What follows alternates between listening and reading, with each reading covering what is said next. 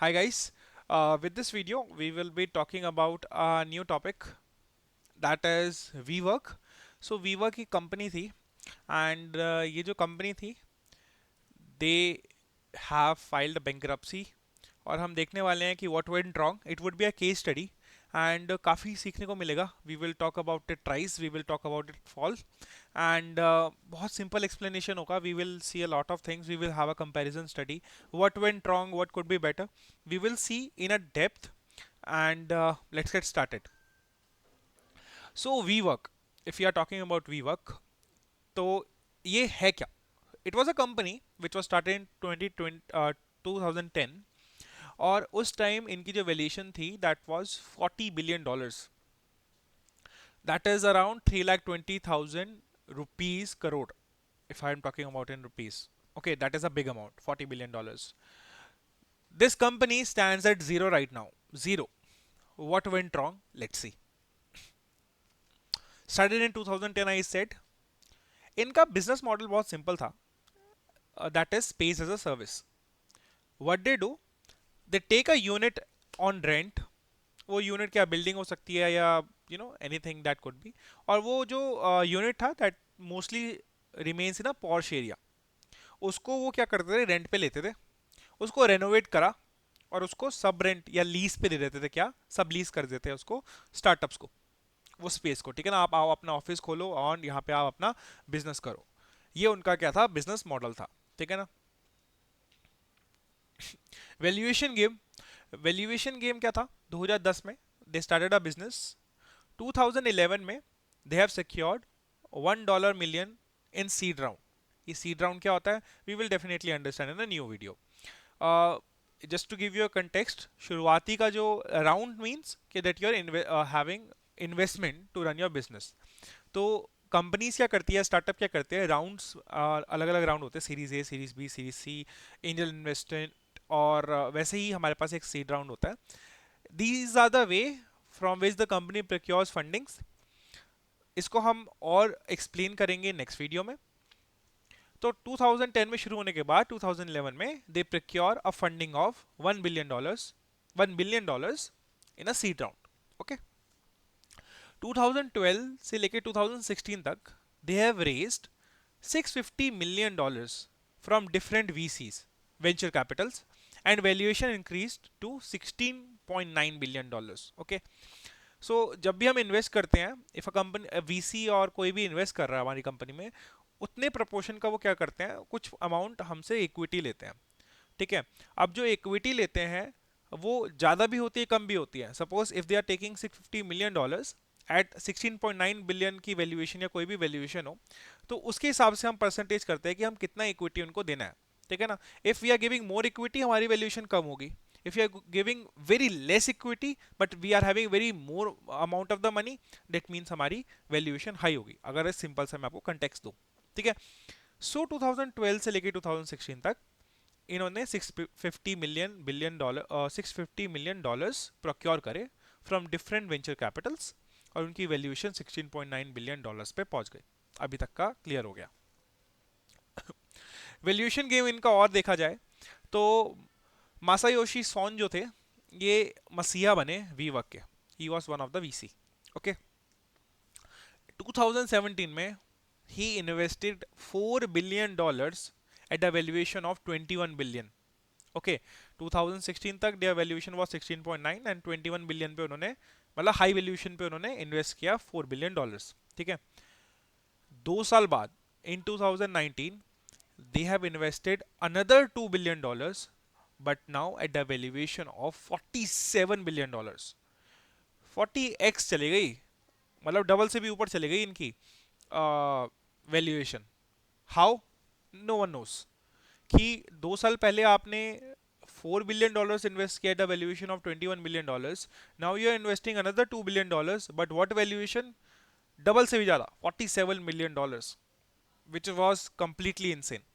Okay. तो क्या हुआ, इसका result we would see it. Okay. In July 2012 their valuation if you see that was $97 billion यहाँ पे. ठीक है. चलते चलते इन जनवरी 2019 इनकी जो वैल्यूएशन है वो पहुंच गई $47 billion. It's a loss making company, ठीक है ना। और 40x इंक्रीज हो गया वैल्यूएशन में इन 7 years, which is completely insane. They were never profitable, but due to VCs having, I don't know, blind trust or faith, इनकी वैल्यूएशन इंक्रीज हुई. But why VCs got crazy on WeWork? What was the reason? VC मतलब venture capital. Masayoshi Son and other venture capital जो थे, उन्होंने prioritise करी growth over short term losses. Short term में उनके loss हो रहे थे, ठीक है ना, हर साल उनके लॉस हो रहे थे. बट इनका क्या कहना है, let us focus on expansion, let us focus on long term growth.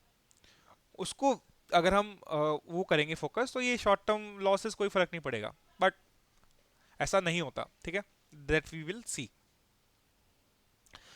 तो बहुत ज़्यादा, जैसे आजकल स्टार्टअप आप देख रहे हो, mostly startup are in losses, but उनके पास एक एक ऐसा इकोसिस्टम ही बन गया है that every startup is talking about long term growth, but they are never looking at their short term और प्रेजेंट करेंट सिचुएशन नंबर्स क्या है, they are not looking. So जैसा क्रिटिकल इकोसिस्टम होता था स्टार्टअप का, उनकी वैसे ही शुरू वो भी उसका पार्ट बनने लग गए, ठीक है. So they have what they have done? They have prioritized growth over short-term losses. What went wrong? Let us understand. In 2019, WeWork came up with IPO at $40 billion approx. Let us understand first this. If a company needs some money, money क्यों चाहिए company को? Two reasons है. First reason, to fund their long-term capital needs. Okay, and second reason is to fund their short-term capital needs. Just a moment. Okay. Okay. So long-term capital needs, like they wanted to buy a machinery, they wanted to buy a building, ये long-term capital needs हो गए, ठीक है. Short-term capital needs जो daily के खर्चे होते हैं, like for working capital needs, raw material daily का लाना है, वेजेस डेली के देने हैं, ठीक है, which is less than 1 year. तो ये दो तरह के उनको रिक्वायरमेंट के लिए पैसा चाहिए होता है. अब पैसा यहाँ तो वो उधारी पे ले ले, या अपना शेयर कैपिटल को क्या करे, वो बेच के उनसे पैसा ले ले. दैट इज ओनर फंड और बोरोड फंड. एक कंपनी को अगर डेट नहीं लेना, तो what they do, they list themselves in a share market, ठीक है. वो कहते हैं कि we have 100% of our share, आप 2% ले लो, उसके बदले हमें इतना पैसा दे दो. आप 1% ले लो, हमें इतने उसके बदले इतना पैसा दे दो. दैट इज शेयर होल्डिंग ले लो, आप हमारी कंपनी की ओनरशिप ले लो, और हम ओनरशिप इतने परसेंट डाइल्यूट कर देंगे. For that particular dilution you give me this money. मैं बहुत क्रक्स में बता रहा हूँ, I am not going in too deep because this is another topic का डिस्कशन. सो अगर एक कंपनी अभी लिस्टेड नहीं है और उनको मार्केट में आना है, शेयर मार्केट में आना है to get some fundings out, so वो आते हैं through IPO, initial public offering, ठीक है ना.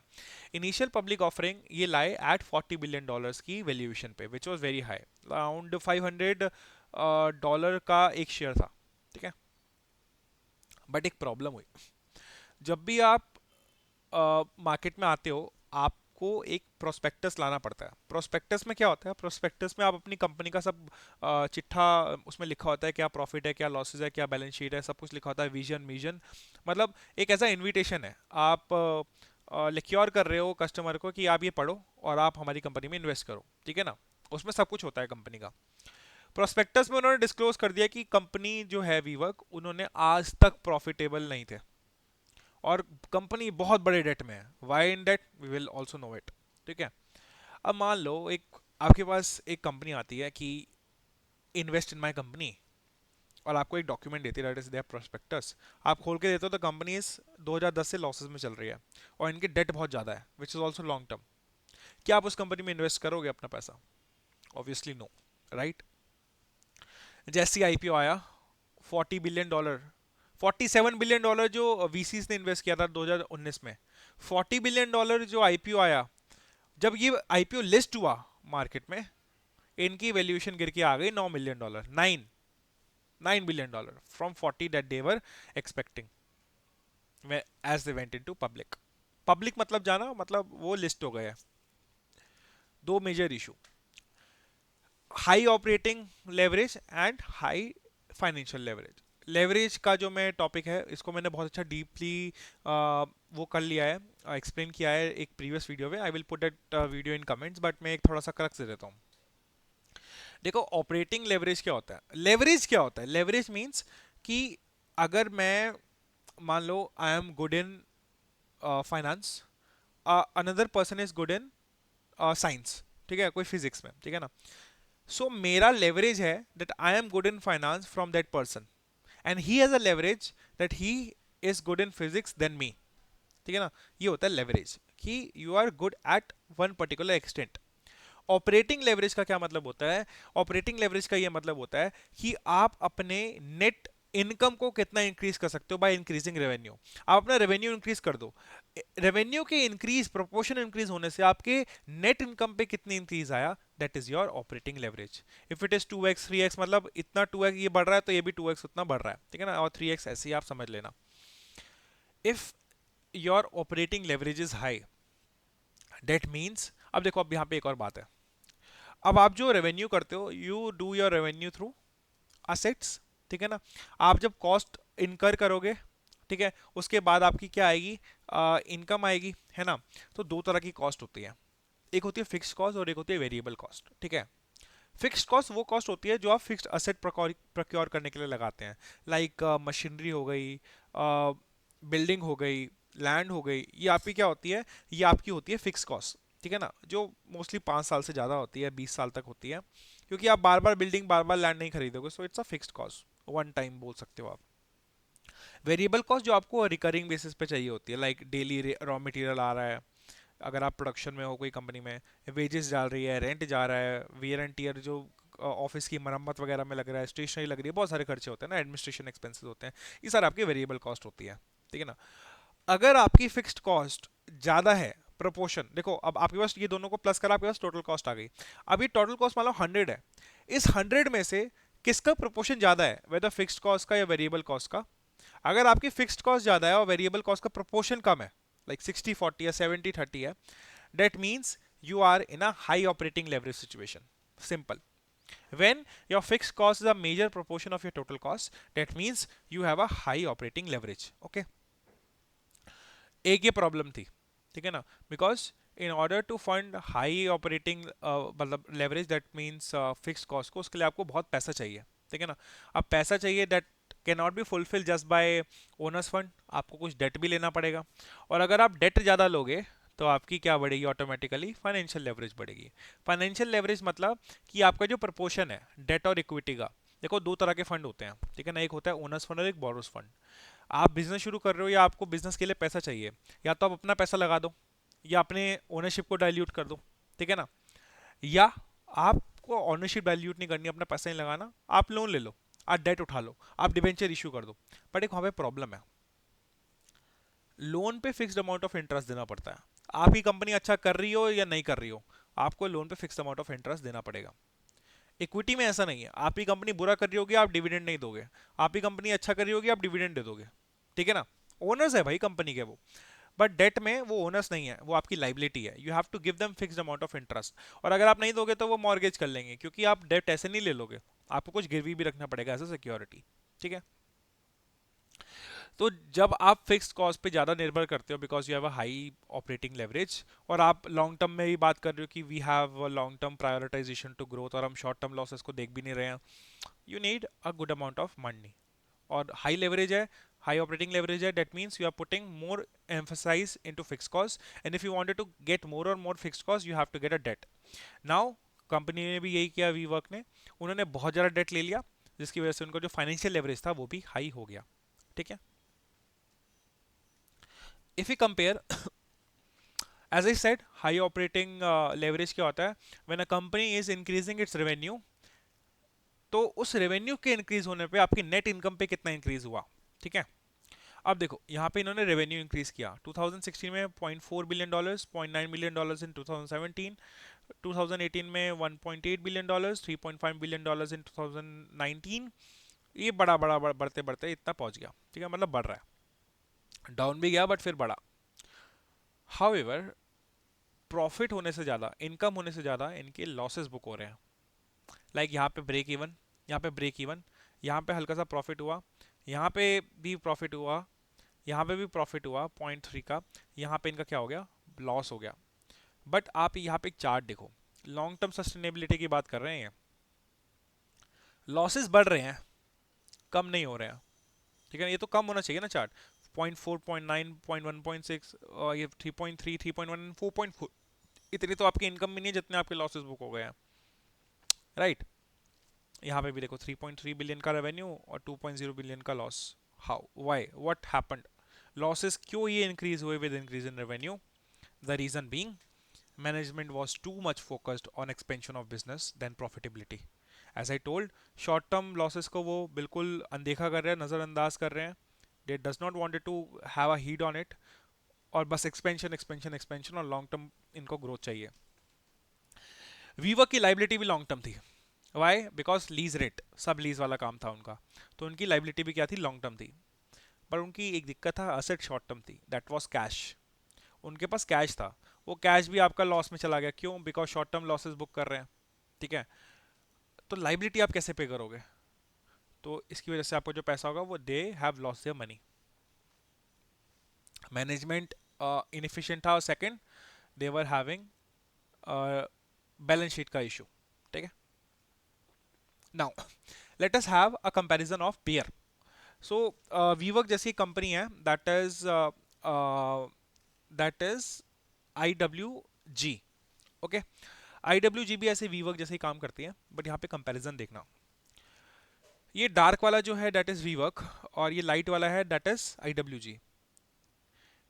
इनका जो ग्लोबल स्क्वायर फुट है, जैसे मैंने बताया कि वो ये वीवर्क क्या करता था, रेंट पे लेता था वो यूनिट और उसको सबलीज करता था। तो इनका global square feet I W, ये दोनों एक जैसे ही काम करते हैं। इट हैज़ 45 मिलियन का स्क्वायर फीट और इनके पास 50 मिलियन, मतलब आई डब्ल्यू जी का ज़्यादा। Members again I W ji have 2.7 million और इनके 0.5 million only. Location I W जी ज़्यादा है, ये 520 और ये 3000। Countries I W G is again more, 120 और 29। देखो कंपैरिजन देखो, बहुत बड़ा गैप है, छोटा मोटा गैप नहीं है। Revenue again I W G is high, that is 3.4 billion dollars and they are at 1.8 billion dollars. अभी इसको छोड़ो, यहां देखो वैल्यूएशन गेम देखो, आईडब्ल्यूजी हर चीज में आगे है और बहुत बड़े प्रोपोर्शन से आगे है। ठीक है ना, बिजनेस उनके फंडामेंटल्स बहुत स्ट्रांग है। वैल्यूएशन गेम देखो, वीवर्क की वैल्यूएशन 47 बिलियन डॉलर। अरे वैल्यूएशन होगी कब? वैल्यूएशन कम्स फ्रॉम वैल्यू, और वैल्यू कब होती है? जब आप बिजनेस आपका कुछ अच्छा कर रहा हो। यहाँ पे IWG is doing very good then WeWork, उनकी वैल्यूएशन 3.7 बिलियन डॉलर्स। अरे what you have done that your valuation is 47 billion dollars. ये जो है ना, ये हवा है, ये सिर्फ हवा है। और ये हवा क्या है, ये एक बैलून में ट्रैप्ड है और फूटने का टाइम है, और जो बहुत जल्दी फूटेगा 2021, आई विल शो यू। पर उससे पहले एक चीज देखो, वैल्यूएशन ज़्यादा है, आप you are in losses, 1.9 billion का loss, where your competitor your peer is in profit of 0.5 billion dollars. ठीक है ना, वैल्यूएशन हाई होने से भी आपका देखो लॉसेस में ही हो आप। ठीक है ना, things got verse post IPO. जैसे आप आईपीओ लाते हो, अब आप वीसीस तो चलो आपको वैल्यूएशन ज़्यादा कर दिया, 40x कर दिया, 50x कर दिया, 100x कर दिया, जो मर्जी कर दिया, but public won't spare you. आप जैसे ही मार्केट में आते हो, वहाँ पे डिमांड और सप्लाई चलती है, डिमांड एंड सप्लाई यार बेसिस करती है आपका प्राइस कैसा होगा। इफ़ आपकी कंपनी की डिमांड अच्छी है, डिमांड कब होगी? जब आपकी कंपनी के फंडामेंटल्स अच्छे हैं, जो आपके नहीं है कंपनी के। डिमांड कोई करेगा नहीं आपके शेयर्स की, सप्लाई बहुत ही ज़्यादा रहती है, जिसकी वजह से प्राइसेस क्या होंगे, डाउन होंगे। देखो, वीवर्क यूनिकॉर्न था एक टाइम को, और पेनी स्टॉक पे आ गया। I will show you how. They have listed at 40 billion dollars in IPO. So $500 का एक शेयर उन्होंने इशू किया। इनको पीक मिली 527.20 डॉलर्स की, एक पर शेयर की बात कर रहा हूँ। यहाँ से इनका जो ग्राफ था वो डाउन हो गया। एक सिचुएशन यहाँ पे आई where WeWork announced closure of 40 locations, कि 40 लोकेशन वो अपनी बंद कर रहे हैं बिजनेस। और डाउन चला गया, बिकॉज भैया अब you are not doing business, तो लोग तो पैनिक सेलिंग करी, इन्होंने 300 जॉब्स और काट दी। ठीक है ना, अगेन पैनिक सेलिंग हुई। यहाँ पे सिचुएशन पे आके इन्होंने नोटिस डाल दिया। अब देखो यहाँ पे इनका जो शेयर था ना, इनका शेयर की एक शेयर $1 से नीचे चला गया। ठीक है, आपको मैं थोड़ा कंटेक्स्ट दूं, $500 अगर मैं 80 से मल्टीप्लाई करूँ, डेट इज रुपीज आज का, 8 5 40, 40,000। एक शेयर 40,000 रुपीज का था, और अप्रैल आते आते 2023 के ये $1 से नीचे चला गया। कैन यू गेस कि किसी बंदे ने 40,000, वैसे एक शेयर तो खरीदते नहीं है, लॉट में खरीदते हो शेयर, मान लो एक शेयर भी खरीदा हो, 40,000 रुपीज का एक शेयर, 2 साल में, 2 साल में जो कंपनी लॉन्ग टर्म की बात करती थी, उनका शेयर से 50 से 60 रुपए पे आ गया, पेनी स्टॉक हो गया। कहाँ $47 बिलियन की वैल्यूएशन, आईपीओ $40 बिलियन पे आया, और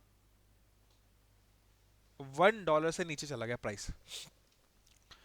तो होता क्या है, अगर आपका एक थ्रेशोल्ड से नीचे आ जाए, प्राइस बहुत ज़्यादा डाउन हो जाए, तो जो स्टॉक मार्केट का रेगुलेटर होता है, to protect the interest of investors, they delist your company, वो आपको शेयर मार्केट से हटा देती है, विच इज़ वेरी बैड। ठीक है, तो 30 डेज का उन्होंने क्या किया, नोटिस दिया फॉर डीलिस्टिंग। ढर से उन्होंने एक नोटिस इशू किया at the stage where their share went below $1, और ये अब जाके 0.84 पे रुका है, and they have filed bankruptcy. Bankruptcy file कर दिया उन्होंने एट आई थिंक इन नवंबर 2023, नवंबर 6 को, नवंबर 6 या 99% फॉल्ट। सपोज मैंने यहाँ के 5 शेयर लिए हो या 10 शेयर लिए हो, क्योंकि लॉट में होता है, चलो 10 शेयर लिए हो, ठीक है ना, $5,000 मैंने लगा दिए, ठीक है, $5,000 मतलब 8 5 40, मैंने कितने पैसे लगा दिए, ठीक है ना, 10 शेयर खरीदने में इनके 4 लाख रुपए लगा दिए। उन 4 लाख की वैल्यू पता है आज की क्या रेट, अगर मैं 10 शेयर खरीदूँ तो 5,000 इंटू 80, 8 5 40, तो 4 लाख रुपए, ठीक है। उनकी वैल्यू आज की डेट में कितनी है पता है, 8 5 ये आपका 400 रुपये, 4 लाख रुपए जिसने इन्वेस्ट करे उसकी वैल्यू होगी सिर्फ 400 रुपये। 99% फॉल्ट। करंट सिनेरियो क्या है, they have expensive lease, that means high liabilities, work from home culture है इनका, और high interest payments, that led to bankruptcy. इनकी liabilities is high, asset is low. Asset है भी तो शॉर्ट टर्म है, विच इज कैश, वो भी लॉसेस में जाने में इनका फाइल अप हो जाता है। नेट इनकम इनकी इज इन नेगेटिव, ग्राफ ही उल्टा है। This was the reason that they have filed bankruptcy. Lessons that we have learn, important to focus on your business model fundamentals। आपके जो business model fundamentals है, you have to focus more on it। इन्होंने क्या करा, इनके business fundamentals बिल्कुल रिक थे, management बिल्कुल रिक था। they have focused on growth, future growth पे फोकस किया, एक्सपेंशन पे ग्रोथ किया, पर जो प्रेजेंट है they haven't focus on it. Why, short term loss बना रहे हैं, वीसीस को सपने दिखा दिए हैं, और लॉन्ग टर्म की ग्रोथ की बात कर रहे हैं, बट लॉन्ग टर्म तो इनका कोई सस्टेनेबल नहीं था। So always have a sustainable growth on your fundamentals of the business. As I said, focus on sustainable growth. Third, soft bank जो है ये भी इन्वेस्ट करता है स्टार्टअप्स में। सॉफ्ट बैंक के अकेले, मैं तो आपको 4 लाख का 400 रुपये बता रहा था, सॉफ्ट बैंक के अकेले कितने, $14 बिलियन डूब गए। $14 billion, can you guess. So $14 billion as WeWork filed bankruptcy. So, what lesson we have learned? Never invest blindly just because others are doing. Same is happening with Paytm right now. And let's see what happens to Paytm. We will also cover Paytm again कि Paytm में क्या you know developments होती है. But WeWork we have a good example. So this was it. Thank you so much for watching the video till now, and we will bring more such videos. Till then, like, share, and subscribe. Bye bye.